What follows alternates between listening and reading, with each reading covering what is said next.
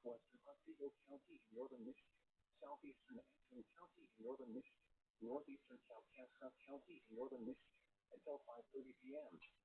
At 4:58 p.m., a severe thunderstorm was located near Edgram, or near Mansalona, moving northeast at 30 miles per hour.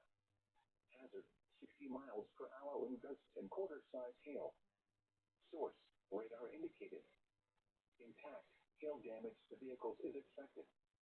Expect wind damage to roofs, siding, and trees.